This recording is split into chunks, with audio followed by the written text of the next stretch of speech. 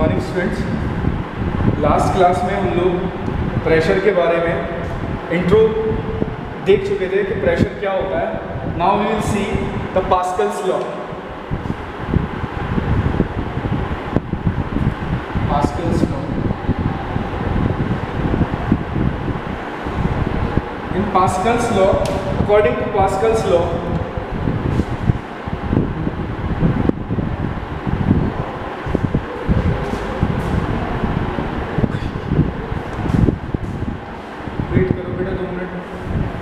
नहीं हो रहा था इसलिए थोड़ा नीचे लिखना पड़ेगा। पास्कल्स लॉ, पास्कल्स लॉ आज हम लोग पढ़ने वाले हैं। According to Pascal's law,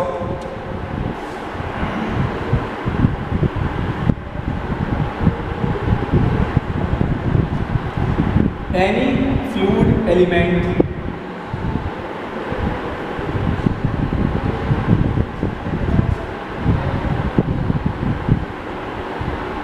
inside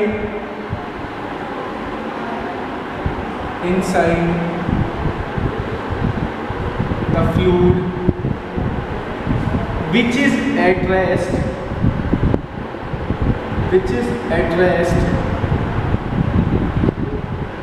feels same pressure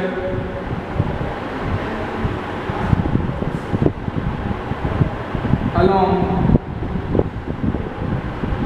any direction. इसको समराइज करें तो क्या होगा? Pressure inside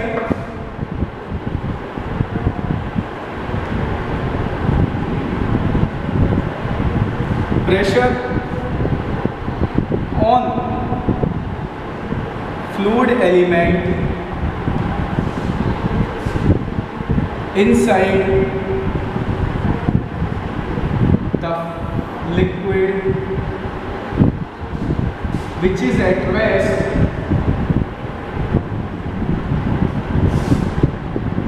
is same in all direction। मैं आपको पहले जब सरफेस टेंशन बता रहा था तो मैंने आपको बताया था कि कोई भी कंटेनर लें, उस कंटेनर में लिक्विड भरा हो और लिक्विड जो है वो कंटेनर रेस्ट पे हो, यानी फ्लूइड क्या है इस समय? स्टैटिक पोजीशन में है, स्टैटिक पोजीशन में है। तो इसके अंदर कोई भी अगर मैं मॉलिक्यूल लूँ फ्लूइड का, तो उसके अंदर सारी डायरेक्शन में जो प्रेशर की इंटेंसिटी होती है वो क्या रहती है? सेम रहती है। That is why net pressure in on that molecule is 0।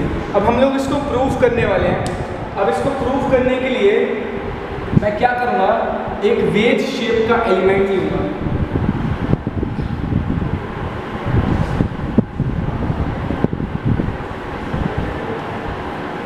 मैं क्या करूँगा? एक consider a wedge shape element।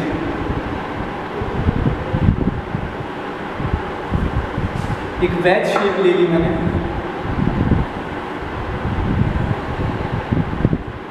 ठीक है।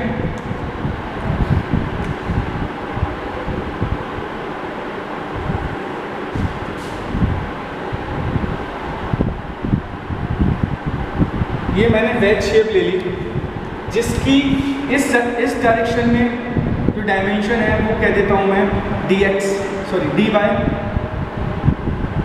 इस डायरेक्शन में क्या है? dz। और इस डायरेक्शन में जो लेंथ है वो है ds, ठीक है। अब मैं बोल देता हूँ कि जो वेज शेप एलिमेंट लिया है इसकी जो विड्थ है वो है यूनिट, यानी 1 ले लेता हूँ। इसकी जो विड्थ है इसको मान लेता हूँ 1, ठीक है, इसको मान लेता हूँ 1, ठीक। अब मैं क्या करता हूँ?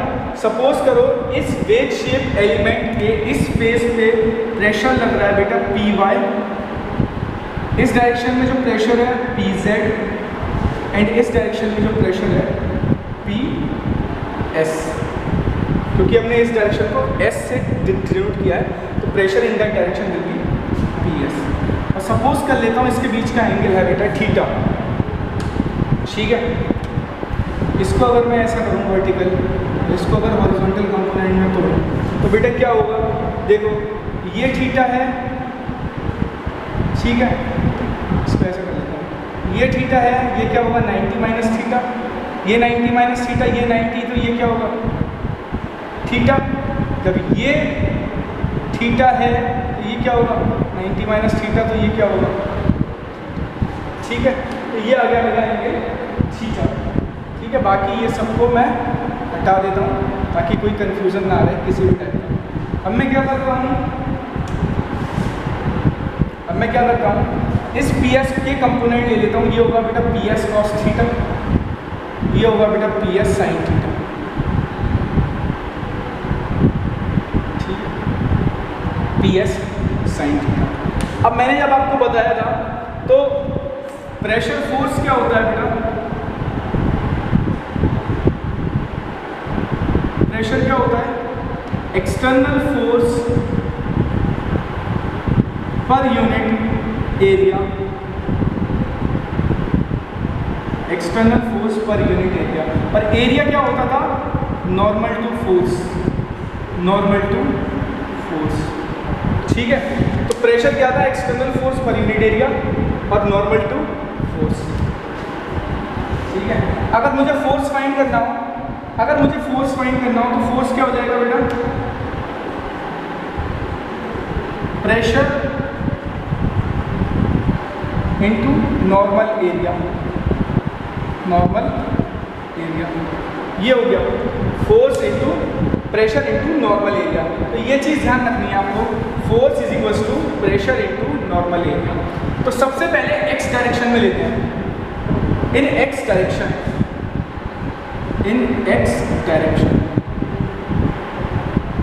अगर एक्स डायरेक्शन में देखा जाए तो बेटा एक बार बताओ मेरे को,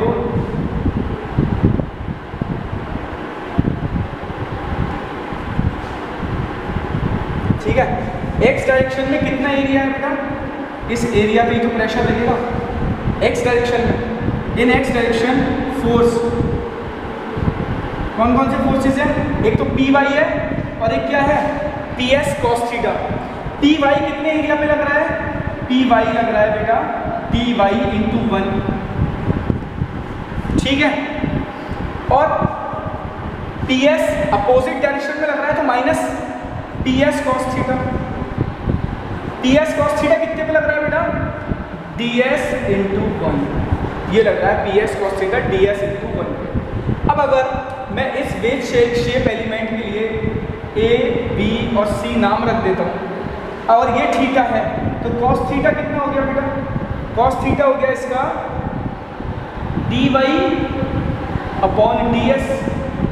तो यहाँ से क्या आ जाएगा, डी वाई बराबर क्या आ जाएगा, डी एस कॉस थीटा। इसको बंद कर लेंगे, एक चीज़ ये हो गई। और इसी में अगर मैं लूँ साइन थीटा लूँ, साइन थीटा क्या हो जाएगा मेरा, साइन थीटा हो जाएगा D Z upon D S. तो यहाँ से डी जेड कितना हो जाएगा, यहाँ से डी जेड हो जाएगा बेटा डी एस साइन थीटा, यहाँ से डी जेड हो जाएगा डी एस साइन थीटा, ठीक है। अब देखो आप, पहले फोर्स इन एक्स डायरेक्शन देखा है मैंने, तो यहाँ पे कितना हो गया P Y D Y into 1 equals to P S. अब मैं क्या करता हूँ, इसको रीअरेंज कर देता हूँ, P S D S cos theta into 1। अब देखो डी एस कॉस थीटा को मैं क्या लिख सकता हूँ, देखो यहाँ से डी एक्स कॉस थीटा को मैं क्या लिख सकता हूँ, डी वाई। तो बस मैं इसको रिप्लेस कर देता हूँ, डी एक्स कॉस थीटा को रिप्लेस कर देता हूँ बेटा डी वाई से, कर दो भाई, डी वाई से रिप्लेस कर दो। जब डी वाई से रिप्लेस करोगे तो क्या होगा, डी वाई इंटू 1 से डी वाई इंटू 1 कट जाएगा और मुझे एक रिलेशन मिलेगा P Y is equals to P S. इसको बोलेंगे बेटा, बहुत इंपॉर्टेंट रिजल्ट है ये, इसको बोलेंगे पी वाई इंटू, इसको बोलेंगे P Y into P S. ये देखिए अब शो हो रहा होगा आपको, यहाँ से मैंने रिप्लेस कर दिया था D Y P D S into cos theta को मैंने रिप्लेस कर दिया, इस चीज़ को D S into cos theta को रिप्लेस कर दिया मैंने डी वाई से। तो dy इंटू 1 से dy इंटू 1 कैंसिल आउट हो गया और py बराबर आ गया ps के। ठीक है, अब इसको रब कर देते हैं। अब जो हमने फोर्स लिए थे वो लिए थे x डायरेक्शन में। Now we will take the forces in y direction.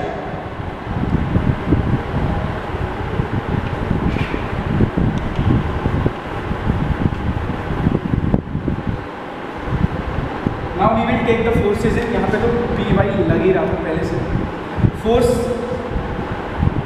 In Y direction. जब वाई डायरेक्शन में हम फोर्स लेंगे तो यहाँ पे एक चीज़ नोट करके लिख लीजिए, जब वाई डायरेक्शन में हम लेंगे, नोट क्या है, assuming weight of ways shape fluid element equals to 0 since it is very small, hence we can neglect this। बहुत इंपॉर्टेंट है यहाँ पे, जब हम फोर्स लेंगे वाई डायरेक्शन में तो हम इसके वेट को नेग्लेक्ट कर देंगे। तो जब भी अब हम जब फोर्स का जब कंपोनेंट लेंगे वाई डायरेक्शन में तो हम इसके वेट को कंसीडर नहीं करेंगे। ठीक है, अब मैं इसको क्या कर देता हूँ, रिमूव कर देता हूँ। अब देखिए वाई डायरेक्शन में बेटा कौन कौन से फोर्सेस लग रहे हैं। एक तो लग रहा है पी जेड कितने एरिया में लग रहा है बेटा, D S into 1 sorry D Z into 1 पे लग रहा है।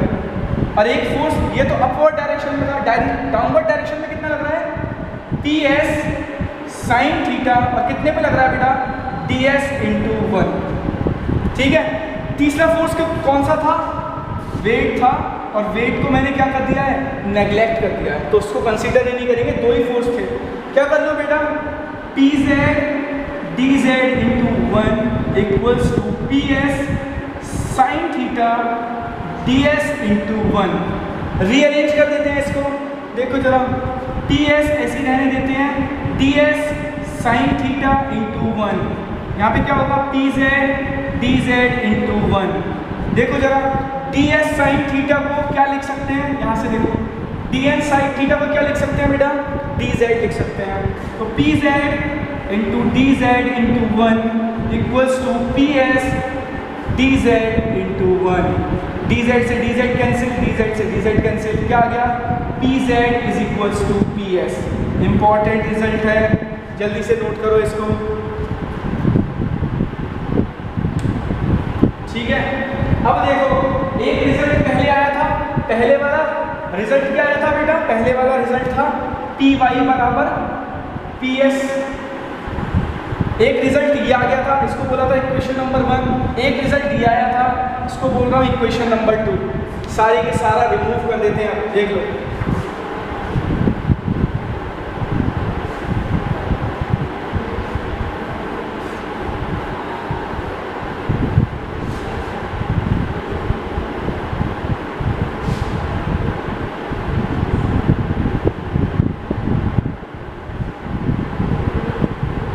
दोनों इक्वेशंस को यहाँ लिख लेता हूँ। फर्स्ट इक्वेशन से आया था पी वाई बराबर पी एस, नेक्स्ट से आया था पी एस जेड बराबर पी एस। इसको बोलूँगा इक्वेशन नंबर 1।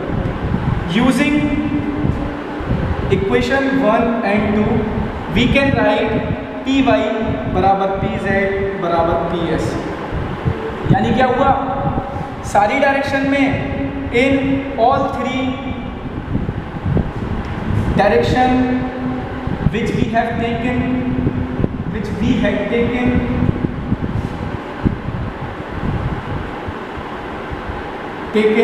is same।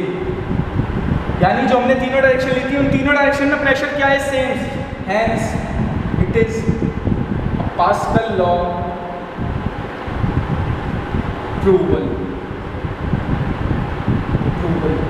ठीक है, पास्कल लॉ यहाँ से प्रूव हो गया कि भाई तीनों डायरेक्शन में प्रेशर सेम है। और जब हमने उसका स्टेटमेंट कंसीडर किया था स्टार्टिंग में, तो भी हमने स्टेटमेंट में यही लिखा था कि फ्लूइड एलिमेंट जो कि फ्लूइड के इनसाइड है और फ्लूइड रेस्ट पे है, तो उस एलिमेंट पे लगने वाला प्रेशर सारी डायरेक्शन में सेम होता है, जो हमने प्रूव कर दिया। तो ये पास्कल्स लॉ है, इसको आप लोग अच्छे से नोट करेंगे क्योंकि यूनिवर्सिटी एग्जाम्स में कई बार इसका डेरिवेशन आया है। ठीक है, in the next class we will see the variation of pressure with depth, और हम लोग ड्राइव करेंगे हाइड्रोस्टैटिक प्रेशर की equation which is P = ρgh। ठीक है, थैंक यू।